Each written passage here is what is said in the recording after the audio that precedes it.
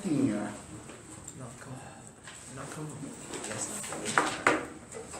So now we approach the actual construction of non-standard mathematical universe, and the main tool here is ultrafilter.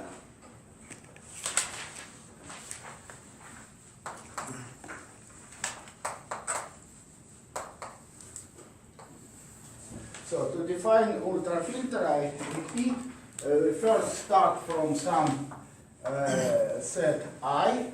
No, for our purposes, I should be infinite. So finite I is not interesting. I infinite set. Now we have ultrafilter. I start from filter.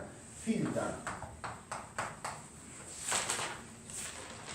F is a subset of P of I.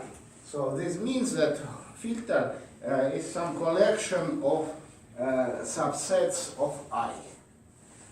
And the filter has the following properties. That first, if some set A element of filter and B is a larger set, then B is also element of filter. Yeah, so every superset of element of filter is also element of filter. Second is that if A is element of filter, B element of filter, then the intersection is also element of filter. And three, that empty set is not in filter, and the whole I is in filter. So it is filter. Now ultrafilter is defined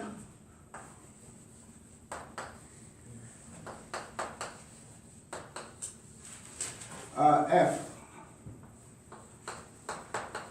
if F is a maximal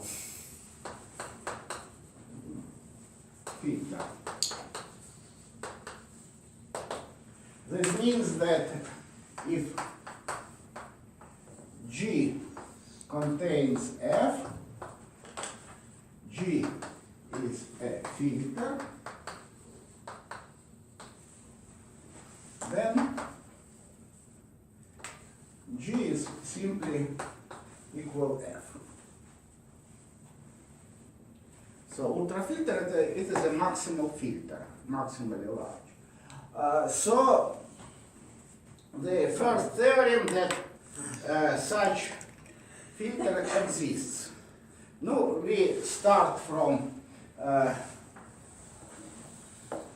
some theorem. Let me formulate theorem. Given any filter F0, there exists an ultrafilter F containing F0. So every filter can be extended to ultrafilter. No, the proof, I would say, naive proof is the following. If start from F0, if it is not ultrafilter, if it's not maximal, so there exists a bigger filter, F1. Take F1, if it is not maximal, take a bigger filter. If there is no bigger filter, then it is already maximal, yeah? And so on.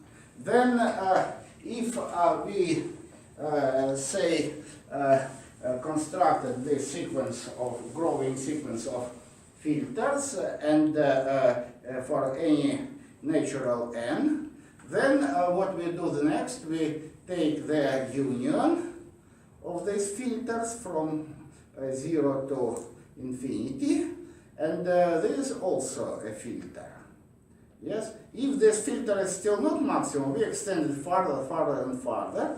So we construct these filters, a growing sequence of filters, which is now enumerated by not by natural numbers, but by what is called ordinals, which is continuation of natural numbers farther. Yeah, and this sequence of filters can be constructed at any step. So let us say decide that if at some step we cannot extend it, then we simply repeat this filter. Yes, so we have some growing sequence of filters defined on the ordinals. Ordinals, yes, and it is growing, at least not decreasing. So if at some step we can extend the filter further, then we have the next in this sequence, which is larger. Now, the length of this sequence can be made arbitrarily large in the sense that the cardinality of this set of ordinals which have already covered can be arbitrarily large. Yeah? So if this cardinality is more than cardinality of a set of sets, yes, so all possible collection of sets is as P of I, yes. If this cardinality exceeds it, yes, so there is no space to construct further further filters. Yeah. So this means that this sequence should become constant at some place because we cannot have so many different filters. The say number of filters or the cardinality of filters cannot be more than 2 to the power I, cardinality of I. Yes. So as soon as we say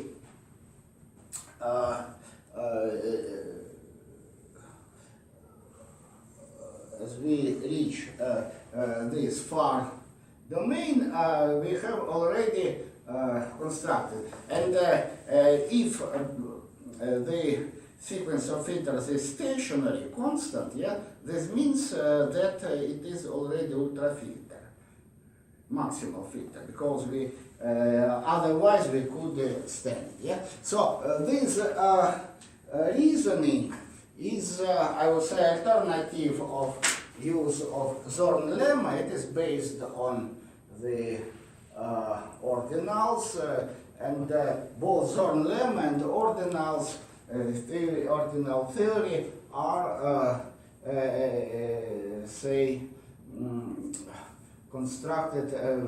They all rely on the axiom of choice. Yes, and here in this construction, just see, we take, if the filter is not maximal, then take one of possible extensions of this filter. Which of them we don't know, take some of them. And this possibility to choose in every collection of sets one set is no particular case of axiom of choice. Yeah? Yes, so please. The technique that you just used to prove the extent of a maximal filter, could we use that to actually prove Zorn lemma with the well-ordering theorem principle? I think so. I think so. So this principle is, I think, equivalent to Zorn lemma, and in application, in some applications, it's better to use Zorn lemma. In other applications, better to use this. Yes, I think there exist still more versions of the axiom of choice, different, say, guises of axiom of choice, which can be used in different situations. Yes. Okay. So this is so this way we proved existence of maximal filter, which we call ultrafilter. Now, how big is this ultrafilter? Yes, can we say, estimate the size of this ultrafilter, so to say? We can. Namely, I have the following result here.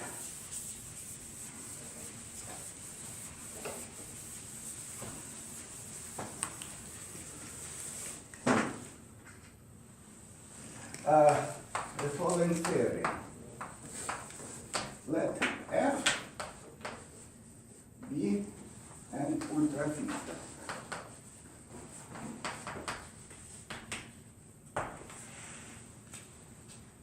Then, for any subset A in I, we have one or two, one and only one of two is true. Either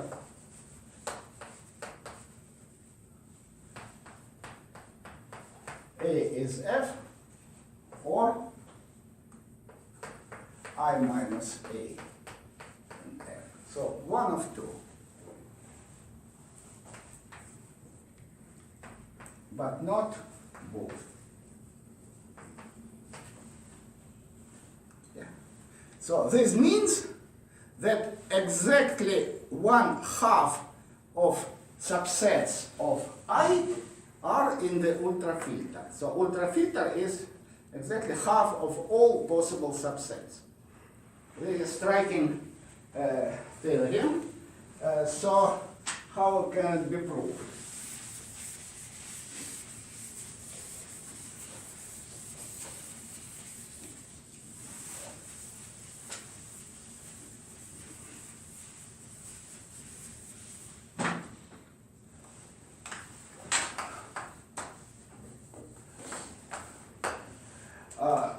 So how can we do it? Suppose we have an ultrafilter.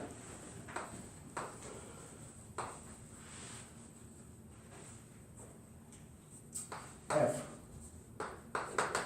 is an ultrafilter.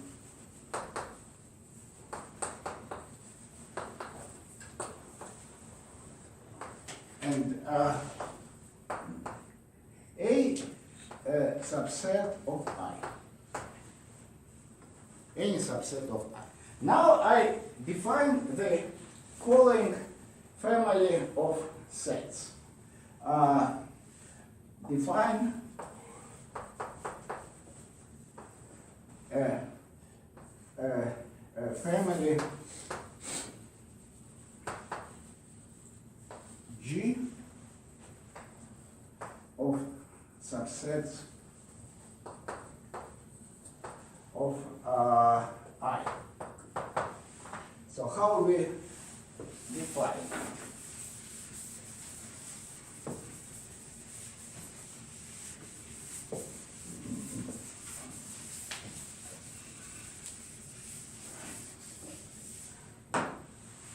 So B in B subset of I B in G if and only if B union with A element of our filter.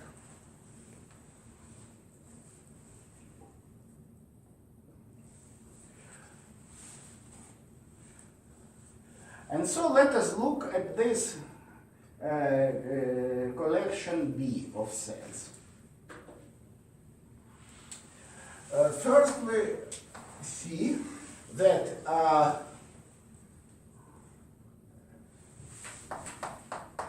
if B in F,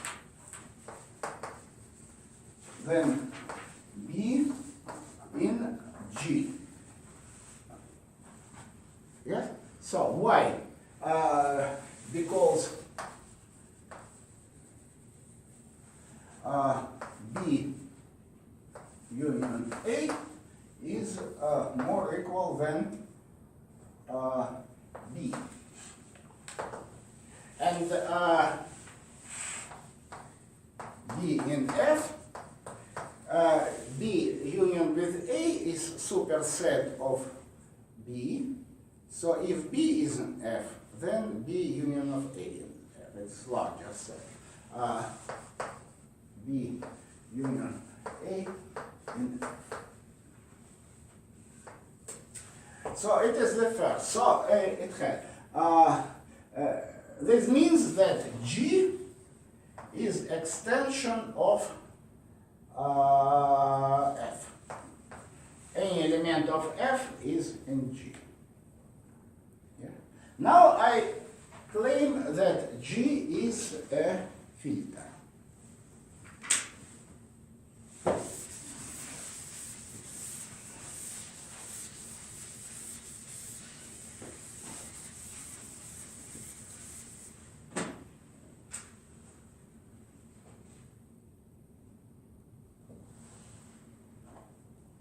Yes. Right. Suppose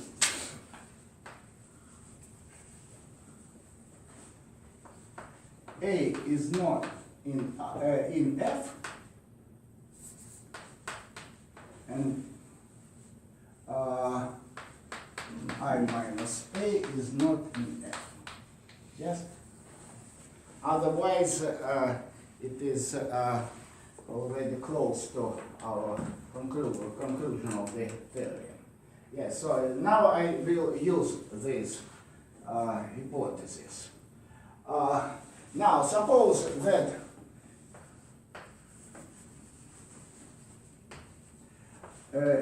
B in G, this means that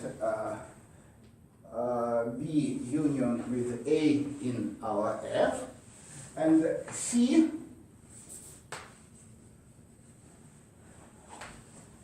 contains B. Then C union A contains B union A, and B union A is in F. This is a superset, so it is also in F.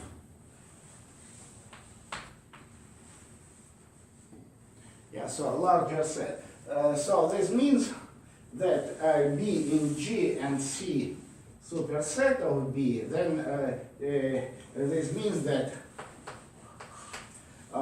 C element of G. So one property of filter. Next property, it was 2. 3 is suppose, so we have a B in G and C in G. Yeah, so we have 2 such sets.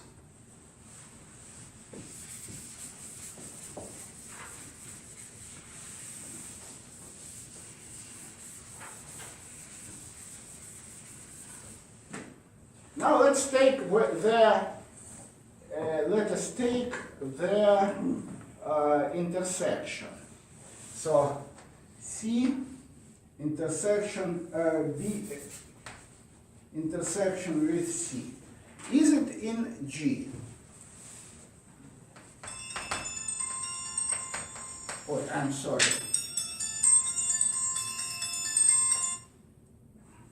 I'm sorry.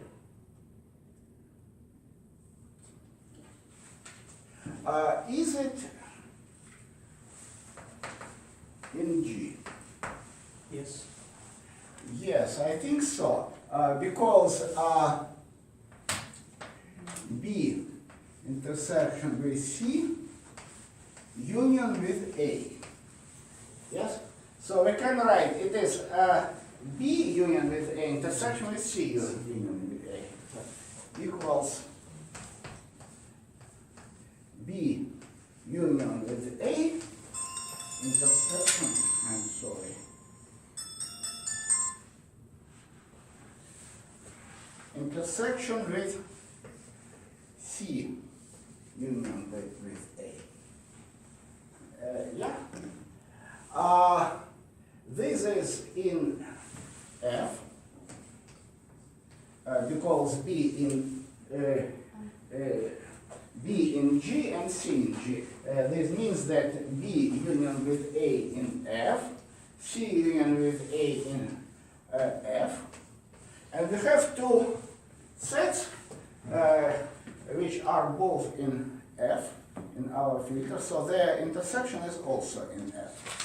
Yeah?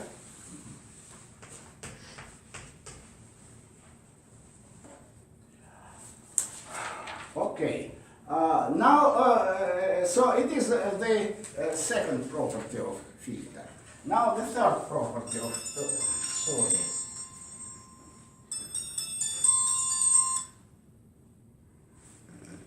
One moment.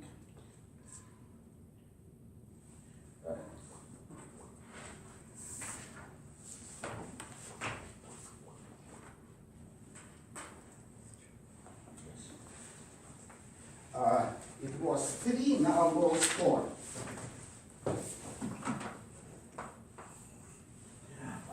We have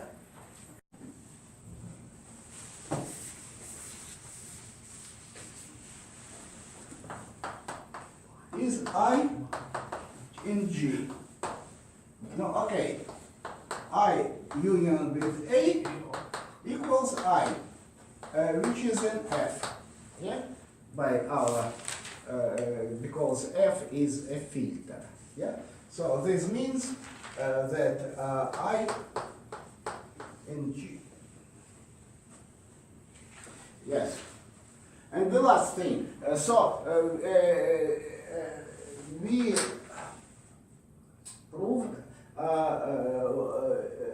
we proved that this is a filter, G is a filter, G contains F, is extension of F because any set of F is a set in G, but F is ultrafilter.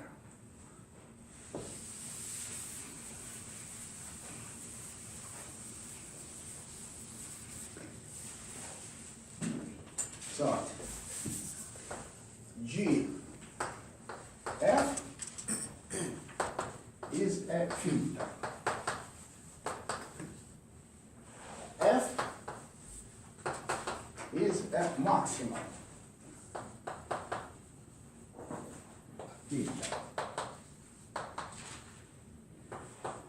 Hence, G equals F.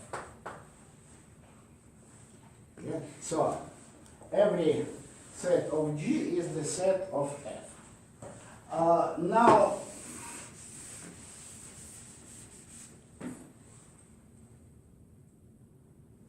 if you consider the set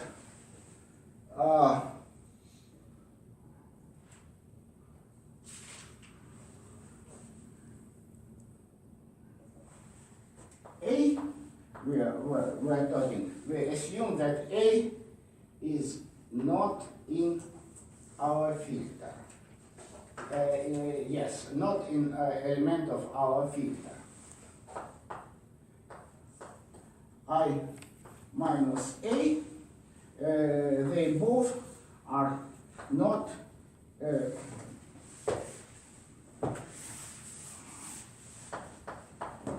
is not, just a minute, we assume that A is not in the filter and I minus A is not in the filter.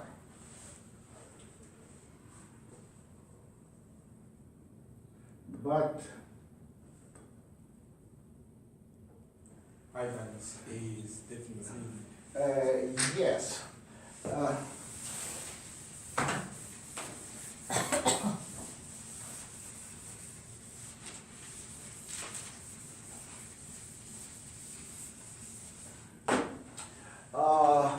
How can we cope with this?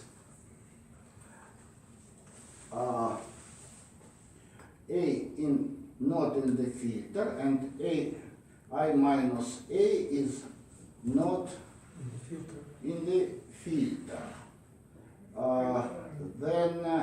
But I is in the filter.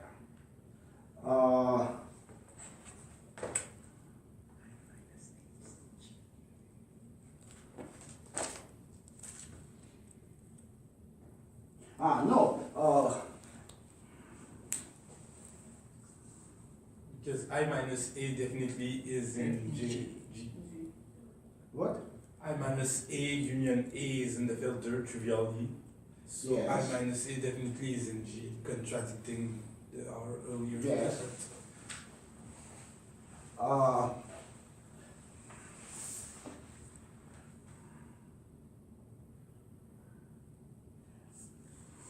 Just a minute.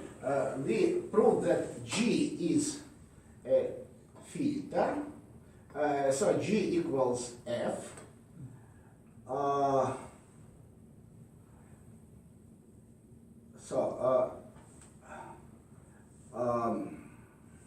One moment.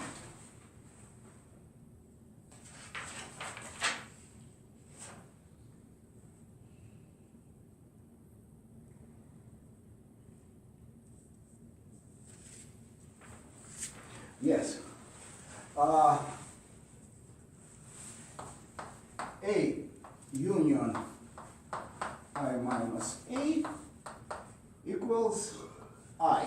I is element is set in the filter. Yeah. This means that if A is not in the filter and I minus A is not in the filter, then we have that A union of so if I minus A is not in the filter, then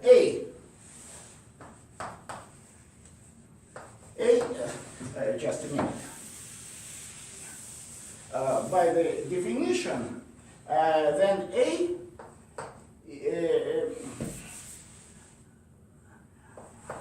I minus A is in G, which is equal to F. Yes? Because we prove that G is equal to F because G is F is maximal and G is its extension. So in fact G is equal to F. So this means that I minus A is in F.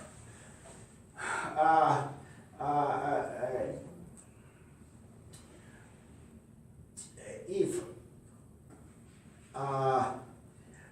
otherwise, if I minus A is not in F, then by the same reasoning, A in F. Yeah?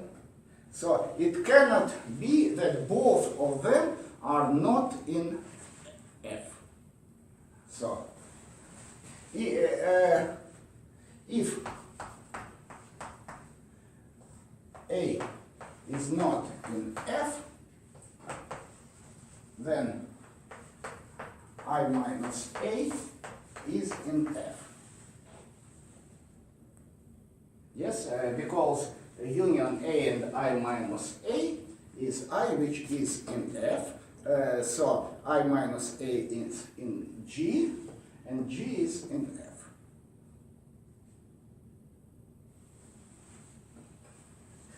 By the same reasoning, if I minus A is not in F, then then A in F.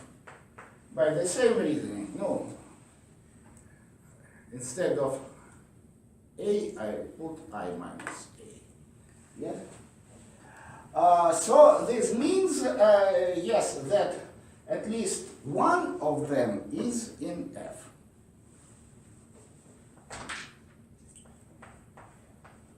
At least one of them, A or I minus A, is in F.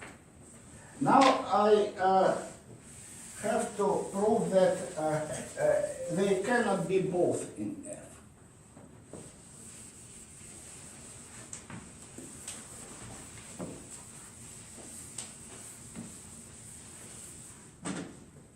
So the last, it is impossible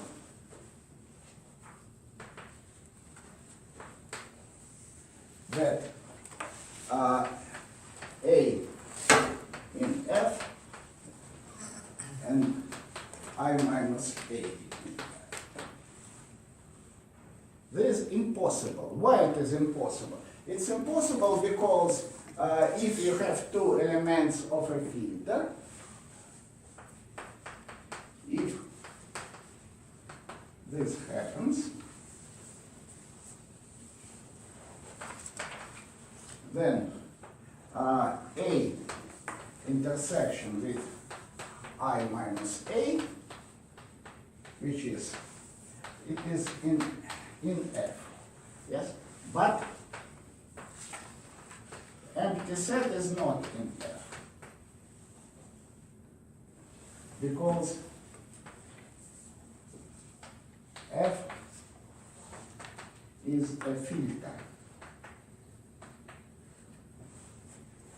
So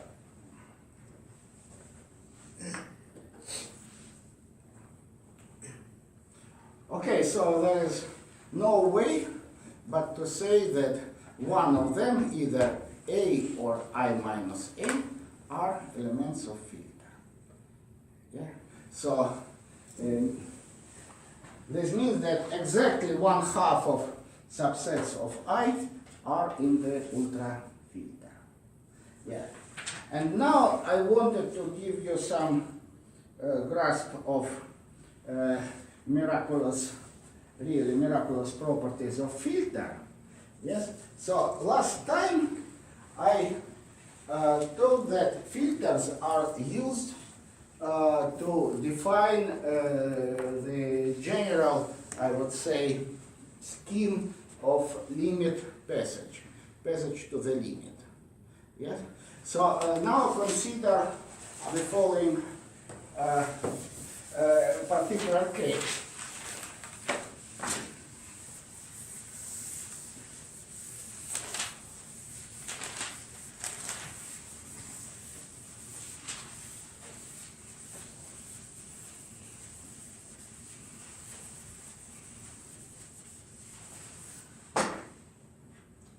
So suppose how it's called, example, limit of a sequence along an ultrafilter.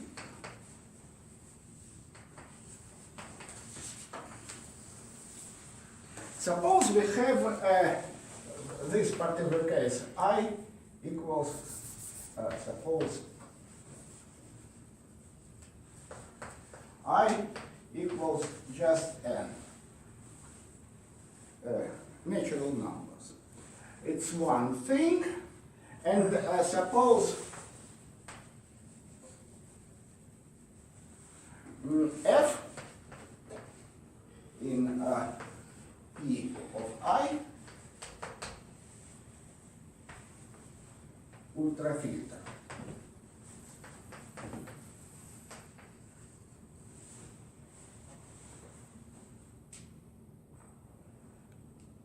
Well, I'm sorry. I wanted to say that there exist, of course, trivial examples of ultrafilters, which are called proper ultrafilters.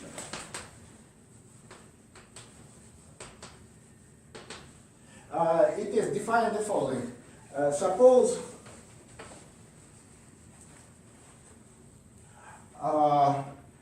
M in I is a finite set.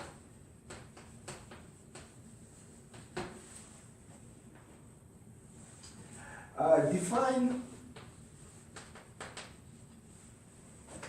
a filter F. So A in F, if A contains this finite set M.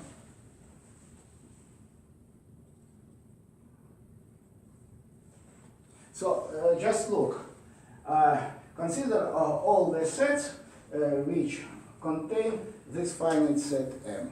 So every superset also contains it. Intersection of two sets, or of any number of sets which each contain this set M, also contain this set M. Yes? Empty set does not enter here because empty set does not contain M. It contains nothing. All I is here because I contains M. So this is a filter, and moreover it is ultrafilter, and in this case it is easier to describe elements of this ultrafilter. I have already done it. If a set contains M, it is in the filter. If it does not contain M, all of points of M contains less or none, then it is not in the filter, this ultrafilter. And so obviously if some set is in this ultrafilter, one moment, no, it is not so good. Let us, instead of M, let us take just one point.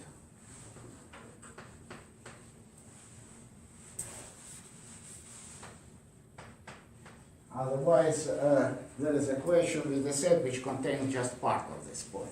Yeah, consider all the sets. If a set contains this point X, then it is in ultrafilter. If not, it is not. So obviously, every set has a property that either this set or its complement contain point X, but not both. Yeah. So this is a proper ultrafilter, or we can call it trivial ultrafilter and so on. So it's not interesting. So we consider improper and improper ultrafilter. So ultrafilter such that it is not defined by one point or by just finite number of points. Yeah? So all elements of this ultrafilter are infinite.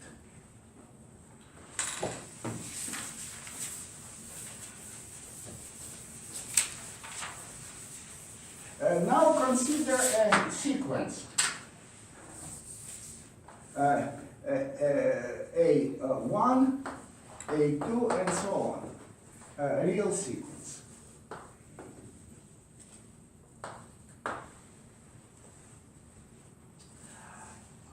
And we define, give a definition. An goes to some limit A along ultrafilter F. No, any filter, it can be filter or ultrafilter, if for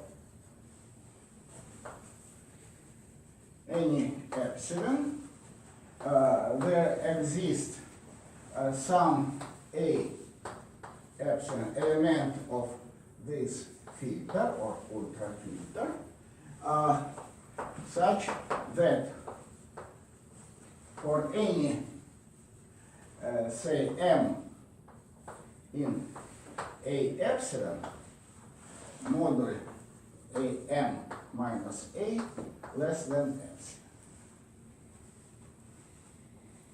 No, the usual limit which we studied in calculus is when we take a filter consisting of sets such that they contain all numbers starting from some n0 to infinity. Yes? This. Then we have a usual definition of limit. And now we have the great theorem.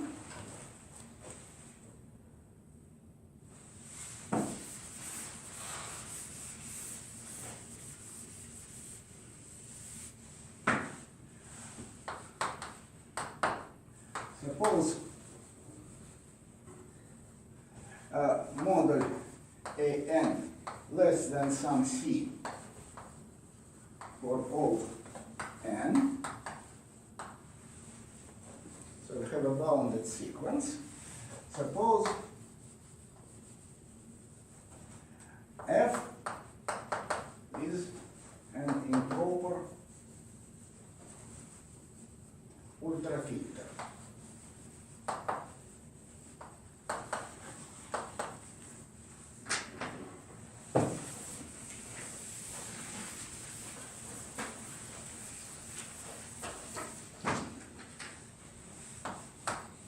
Then there exists limit along f a n.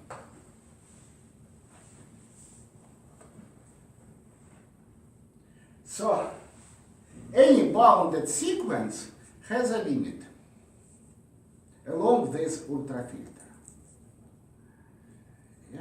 So why? What happens here?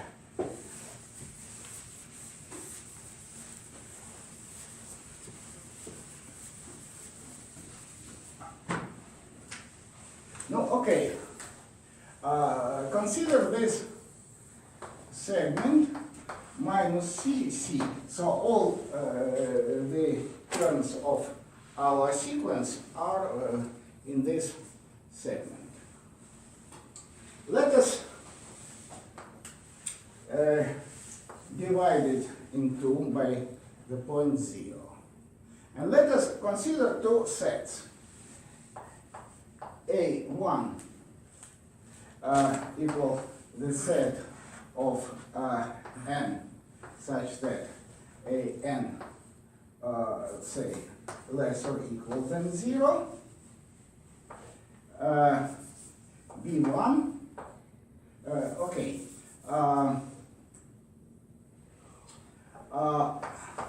I minus A1 is the set of n such that an more than 0.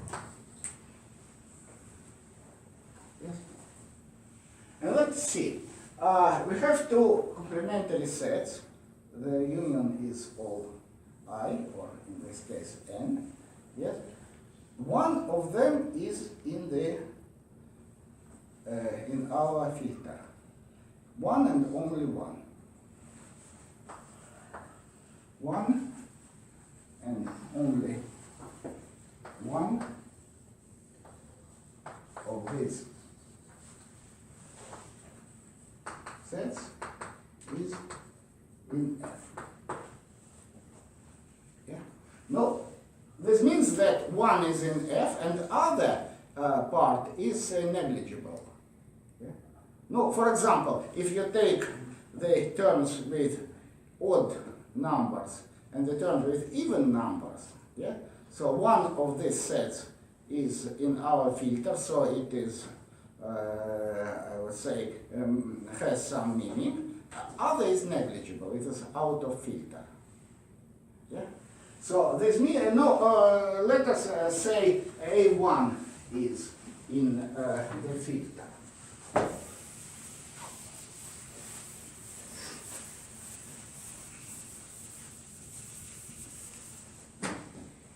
So, suppose A1 is in the filter. So, now consider the points, let us take, so it is minus C is 0, and let us define A2 is the set of N such that AN less than or equals minus C over 2. So they are here. Sorry, minus C over 2. They are here. Then we have again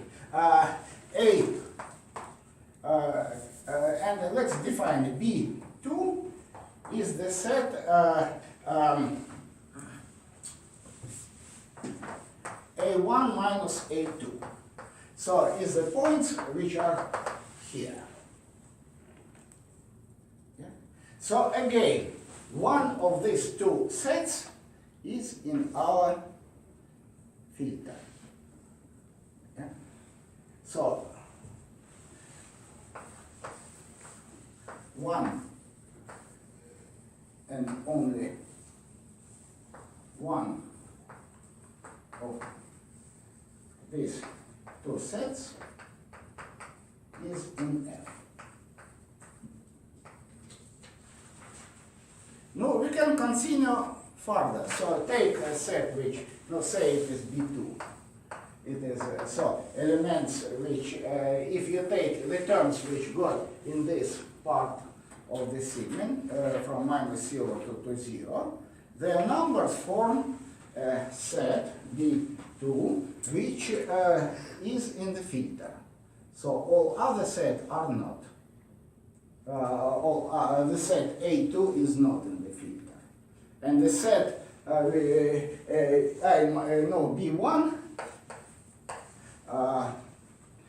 B1. The set B1 is also not in the filter. Yeah? By the way, if you have two sets which are not in the ultrafilter, then their union is also not in the ultrafilter, because their complement of this unit is intersection of complements. Intersection of two elements of ultrafilter is ultrafilter. Yeah, and then we continue further. We find a system of nested, this. So we have one segment, then we have other segment, we have next segment, and so on. We have a system of nested segments, yes, which has only one point in intersection. Yeah. So here, this way we defined some number, and this number, by definition of limit along filter, is a limit. Yeah? So you see that ultrafilter gives you much, I would say, more powerful tool to define limits than the usual limit, which is defined by smaller filter. So the larger filter, the more sequences in this case have a limit. Yeah? So it is first grasp of what is the power of ultrafilters. Okay, now I wanted to introduce some, no, it is in fact notation.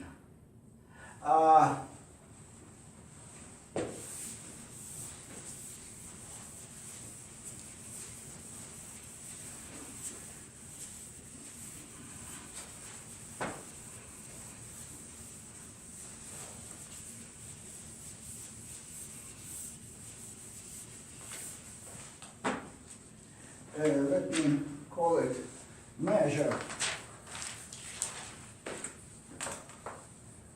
on I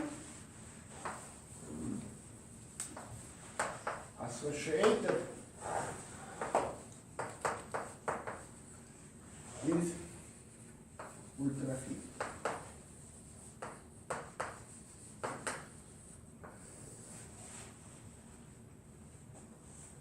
It is not to some extent notation, but maybe it is a little more than notation. So what is a measure? We, in general, measure the following. We take some set, and for some of its subsets, we ascribe some number, which we call its measure. So the measure is non-negative, and the measure is at least finitely additive. Yes? So let me explain it further. So if A is a subset of I and A is element of F, then define measure of A equals 1. It is definition, so I put here once. If A in I and A is not in F,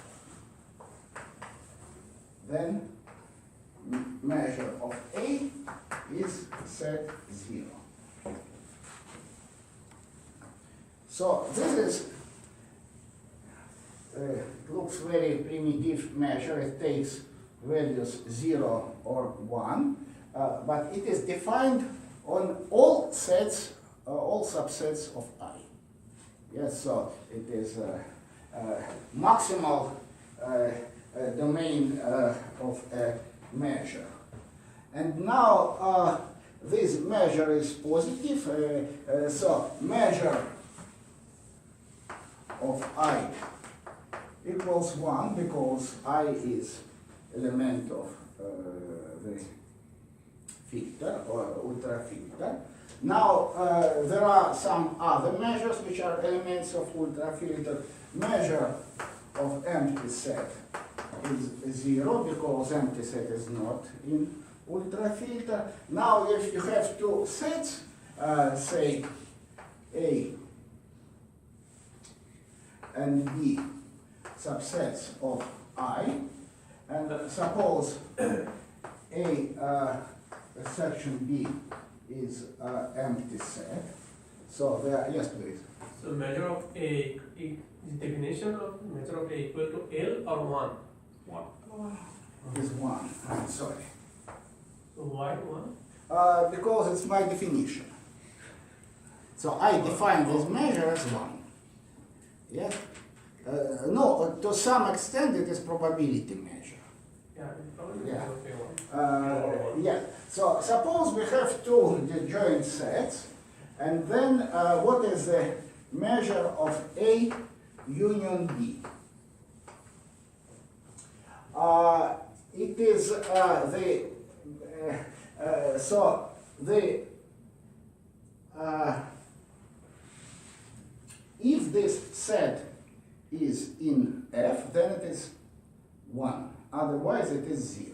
but the set is inside F if its complement is outside F.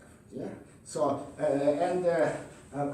conversely, so it is 1 minus measure of I minus A intersection I minus B. Yes, because complement to A union B, yes, is intersection of complements. Yes, it is, I think, called De Morgan rules, like something like this.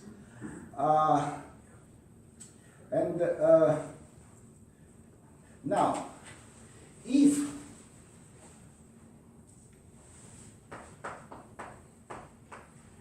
mu of A equals 1, mu of B equals 0, then what we have,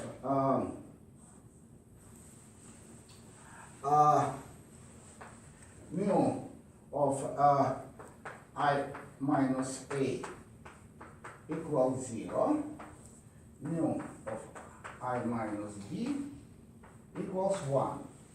But intersection of these sets is, so it is subset of I minus A. Yes? So if I minus A is not in the set, not in the filter, yes, then any subset of it is also not in the filter. Yeah? So this means that all this set is not in the filter. Yeah? And hence we have the following.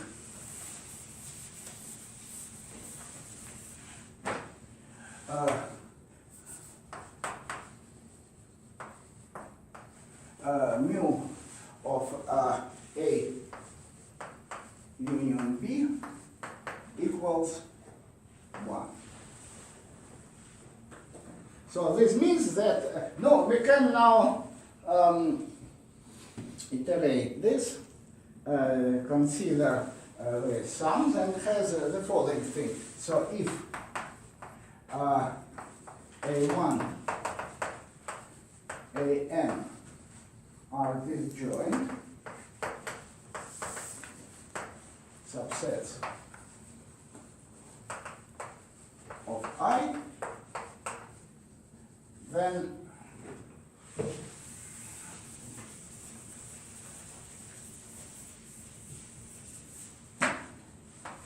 mu of A1 union AN equals sum mu AI I from 1 to n. No, if they are disjoint, then at most one of them has measure 1, other have measure 0. So this is something like delta measure, but this delta measure is not concentrated at one point. It would be at one point if we had this proper ultrafilter, all the sets containing some fixed point x. Yeah? Then this is a real delta function at x. And here the delta function has no localization, yes, but simply is somewhere, I would say at infinity in this case. Yeah, so this is called that mu is finitely. Is it pairwise disjoint or only disjoint? Excuse me? Pairwise disjoint or only disjoint? That means A1, A2, A. They are disjoint, all. All are disjoint or all disjoint. Pairwise? Disjoint, so AI intersection J is I different from J. Yes, so it is finitely additive measure. it is not, I would say, countably additive, because if you take I countable set, yes, then the measure of each 1 point or 1 point set is 0, and the measure of all is 1. So it is just finitely additive measure. And depending on what I have in regard of time, yes, I just prepare the language for the, I would say, decisive leap next time when I will explain the non-standard model. So I need a definition. So definition. If some property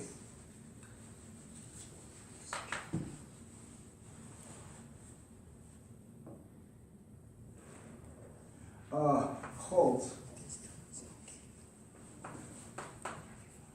for all, say, I in say I in A, where A is element, A is subset of I, and A is element of F, so some property holds on a set of indices I, which are, this set of indices is large in sense that its measure is 1.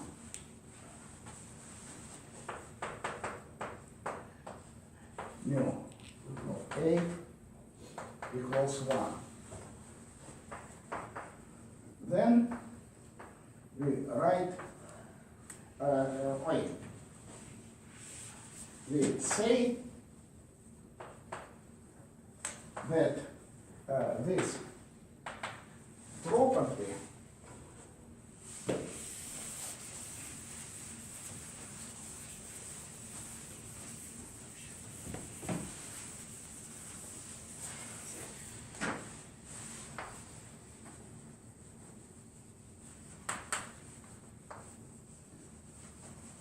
holds almost everywhere.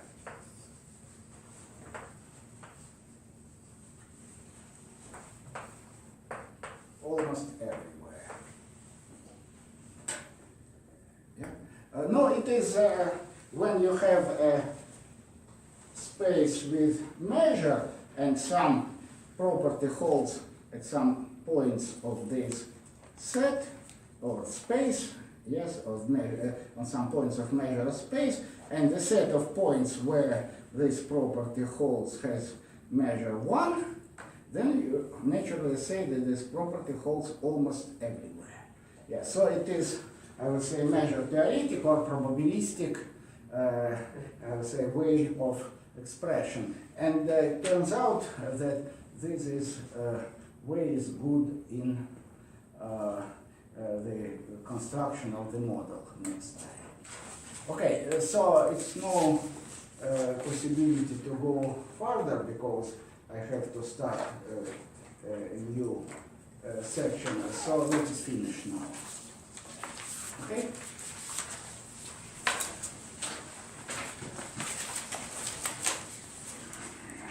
Pa.